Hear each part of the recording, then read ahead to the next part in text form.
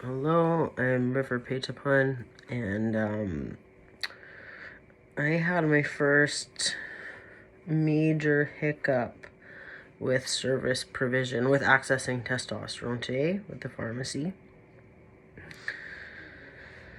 I've read about this, but reading about it does not prepare you for the mental and emotional taxing or experience. So I'm going to share it. So one of the reasons, like when I started transitioning, before I started transitioning, I had a million reasons why I didn't want to transition. Some were physical, medical, social. One is that I have a needle phobia, specifically intramuscular or IV needle phobia, and so I didn't want to deal with that. I didn't want to deal with the needles. I know there's gels and there's patches, but for insurance purposes, the best option for me is intramuscular injections. And so I take intramuscular injections every week, 0.5 milligrams every week. I'm still learning all the lingo. I'm not an expert. And so the first one, the nurse practitioner gave to me, administered, but I travel for work a lot, and so it's almost near impossible to schedule a weekly appointment. So I right away had to get comfortable and face my fear of needles, like right away. And so for the last 3 months, I've been giving myself my injections, my weekly injections. I pray beforehand. I smudge with our traditional medicines, that it be done in a good way. The way that I was taught growing up is that if you're not cooking something, making something, doing something, you're not feeling good inside, don't do it. Stop, pause, recalibrate, and then do it. And so no one told me to do this, but this just felt like the right thing to do, was to incorporate traditional medicines into what I'm doing. And so that's what I've been doing with each injection, praying that, and using traditional medicines that it, Western medicine goes in a good way and does what it needs to do with the help of my ancestors. And so for the last 3 months, like, I've had to give myself injections, and for the first while it was difficult. Like, there was nothing really natural, I feel, about injecting yourself. For me anyway, there wasn't. I've avoided needles my whole life. This process requires a lot of needles, not just intramuscular, but blood work, regular blood work. And I'm happy to say that after 3.5 months that I'm totally comfortable now giving myself my injections.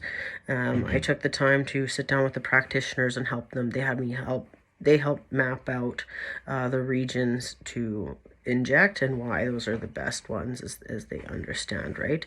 And they've also been really helpful with giving me supplies and stuff. That said, I do know that there's stuff online that you can get. I've looked at that, should I need that at some point, but so far the clinic have been really good about that. So I've gotten over the needle phobia for the most part. Not the IV, like the blood work, I'm still not there just yet, but it's, part of the process, so I've accepted it. The part that I struggled with, another thing that I didn't, that a reason why I didn't want to transition, among social reasons, right? There's like, I don't want to be weird. Will anyone accept me? How do I tell my parents? Am I killing my parents' daughter to make room for the stranger? Which I think there's very valid feelings that my parents have every right to have feelings about this process. Now, my parents are incredibly supportive of me, and we've had really open dialogue where I've left room for their emotions through this, and they've left room for my emotions. And so when I explained to my parents, they right away got on board. And I had explained, because with one of my parents, they did say, like, it does kind of feel like you're dying, like Steph is dying. And I said, "Wait, we can make room for that." And we can make room for that. And her concern, my mom's concern was, what do we do with all your old photos? And I said, we're going to talk about them, and we're going to share them, and we're going to be grateful for my life as Steph, because Steph gave River life. So that's how I feel. I really honor that. And so my parents have been incredibly supportive, especially when I explained to my mother just how important, first of all, that this gives me a sense of purpose, and that I feel like I'm going to end the second half of my life physically being represented with how I feel on the inside. And furthermore, that by me doing this and doing it in northern Manitoba, which is still facing a lot of effects of colonialism, that to do this with this demographic is incredibly important, because it's teaching people, it's teaching the young generation it's okay to be who you are. Not only is it okay, but as a two-spirit person, or transgender, or gay, or whatever, that you were created as a special person, and we were actually seen as in high regard prior to contact, cellular contact. So, but another major reason that I didn't want to transition was I didn't want to feel like I didn't want to have to commit to a medication for the rest of my life. I just didn't want it. Now, I do go to 12-step programs. I am in recovery from drug and alcohol addiction a couple of years now. And how I finally came to terms with having to take testosterone for the rest of my life was that I have to go to meetings for the rest of my life, or I have to actively work on my sobriety, or my, mental, emotional health.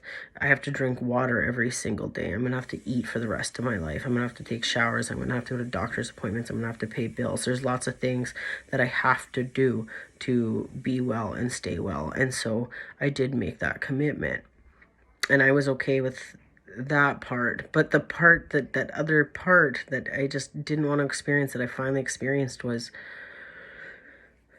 feeling change and at the whim of change to and at the whim of pharmaceutical companies and pharmacies and healthcare practitioners, because they are the gatekeepers to this substance that is keeping me alive. Like, hormones, as I'm learning, affect everything, so many things. And right now, I still have inside organs and parts that can produce estrogen, if I do need hormones, but that's not the hormone I want in me, right? So that for what I'm trying to do here, to be who I am. And so today I had this experience where they did not have the testosterone refill that I do need, because I was at the end of mine. And it is considered in Canada, they were referring to it as a narcotic. And when I asked for clarification, because it's obviously not a narcotic, they said that they mean it's a controlled substance. So it's, that is something that needs to be regulated. I understand that. But then there was a whole back order issue with suppliers and etc., etc. And I guess I've talked to a friend who's gone through this. He's been doing HRT for about 10 years now, and he says he's experienced 3 back orders in his entire transition. So lucky me to have experienced that so soon. But what was really interesting, though, was that a couple of weeks prior, when I needed my refill, they hadn't called. And so I approached them, the pharmacy, and they said, yeah, we'll take care of it. You can't pick it up early, but it'll be here. So when I went to go pick it up today, they'd said they'd sent it back. And I said, why did you send it back?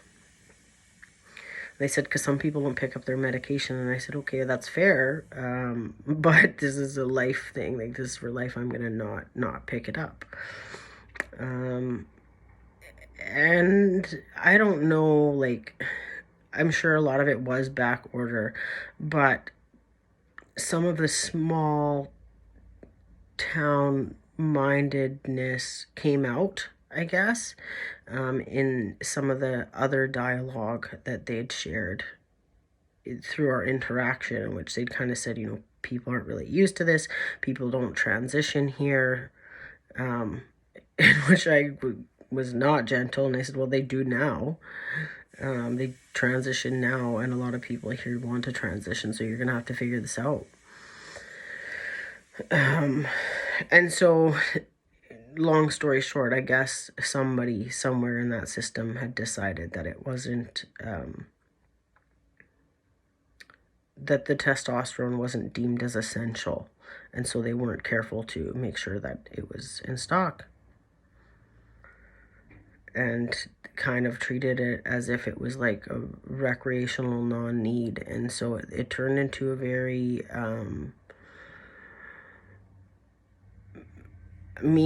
I don't want to say strong arming them, but kind of, and explaining, you know, like, first of all, personal views of healthcare providers have nothing to do with actually distributing the medication people need. So that needs to be fixed, because that's a human rights violation. Second of all, this isn't a narcotic. It's a controlled substance. And so I feel it's important to use the proper language, especially because this is, you know, Thompson. It's northern Manitoba. There's no privacy here. It's like a giant high school. Everyone knows everything all the time. And so we're having this whole little bout wide open in the pharmacy with a lot of people there. And I was just thinking, like, shit, if I were not me, because I'm a little bit of a social justice warrior, or a loudmouth, or whatever. I just don't put up with shit. And so if I were somebody else with less ability to advocate for myself, what would that have felt like? Because after that, like, they offered no solutions, and I was very upset. And when I kind of demanded that they assist with a solution, they did come up with one, but it was a very roundabout solution. And I think through that interaction, they realized the importance of this. And so then I also, you know, I did end up going to another pharmacy, and they were very helpful. So I hope that that goes well. But through that process, like, it was just not good. Like, I immediately felt panicked. And like, what's gonna happen to me? Like, if I don't have this, like, I'm literally, like, I'm in the beginning, middle of this. What's gonna happen to me? What's my body gonna do? You know, is it gonna start producing estrogen again? At what point would it start to produce estrogen again? Had I not had the parts that I do, I wouldn't be able to produce a hormone at all. And as I'm learning, hormones regulate so much to one's health. And it was really hard. It was really, really, really hard to face all of that and to deal with all of that. And right now I'm struggling with this feeling of like my future and my life and my health is in the hands of pharmaceutical companies. And that sucks, you know, like, I haven't had to have a lot of medication in my life. I recently had someone in my life who contracted HIV, and they had mentioned feeling like this mourning, this grief that forever that they felt changed to this medication that was keeping them alive. And I can empathize. You know, it's a different situation, but I can empathize, because it's like, crap, like, this is a big thing. Just as people, you know, that are diabetic or have heart conditions, like, this is a really big thing. And so that was a really awful experience. It caused me extreme distress, frustration. I did manage to cry for 3 seconds, though. I cried 3 seconds of good tears, because I was frustrated. It was absolutely frustrating. And at that moment, all the she pronouns that were going around, I didn't even care about that, because I was like, shit, like, I have bigger issues right now. But the day did end good. The doctor was incredibly helpful. He used the proper pronouns. He was incredibly supportive of everything. So I'm hoping that this isn't something that has to happen frequently in my life, because it sucked. It sucked so bad. I've never felt that like that powerless to a corporation like that. Well, I felt that, but like not like that.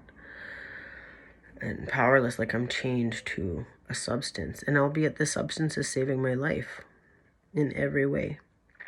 It's giving me life and purpose. So that was something I really struggled with today. All those fears that I had about transitioning, I'm being forced to confront them. You know, when people saying ignorant things like about body parts and this and that and whatever, right? So I don't know, but that was something that I wanted to share with you guys, something that I did experience today. Because, you know, some of these changes are permanent. Voice drop is permanent, facial hair is permanent, growth in regions is permanent. Like, there's some things that are permanent.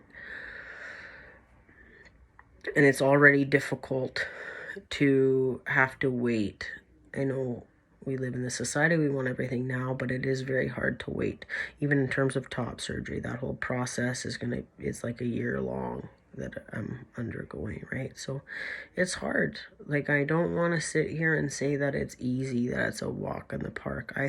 Once upon a time, I thought transitioning was the easy way out, and I was wrong. It is not the easy way out. This is requiring the most effort and care and consistency and commitment of anything in my life. Anything. Like I said, I feel like I've had a child and I'm doing everything I can to protect that child's interest. And sometimes it's a very powerless feeling. But we're coming up to 3.5 months. It is Thursday, and on Sunday will be 3.5 months on testosterone, and I'm excited for that. Time went by fast, but also kind of slow. Anyways, so that was something I wanted to share about. And you know, I don't seek a lot of peer groups or anything like that. Like, I'm trying very much to have this experience with as much outside influencing me as possible. But I do have, like I said, my one very good friend who has transitioned. I watched him transition when we were teenagers, and he has been incredibly helpful in guiding me through these situations and kind of like talking me out of my escalation, because I was just mad, super mad, especially because I was met with these really weird explanations, you know, like they'd said things like, oh, we just got the quote unquote abortion pill this year, and some people aren't even healthcare providers aren't even comfortable administering it or distributing it. And to me it's like, my guy, it's not up to you to decide whether or not you don't have to be comfortable with this. You're just the gatekeeper. The person taking it has to be comfortable with it. And so why we're having this conversation and why we're having it in public in a small town is beyond me. It's completely unnecessary. And I just thought, if I feel like this, I can't even imagine how somebody with less of an ability to advocate for themselves, or maybe less established in their identity, or less support, or struggling with extreme mental and emotional turmoil, what they would do. Because I struggled. Like, it was hard. It was incredibly hard. But it all got sorted out. It did all get sorted out. So here we go. We're into the second trimester of the birth of River. I hope this was helpful. Thank you all for following along. Yeah, if nothing else, I hope this helps somebody.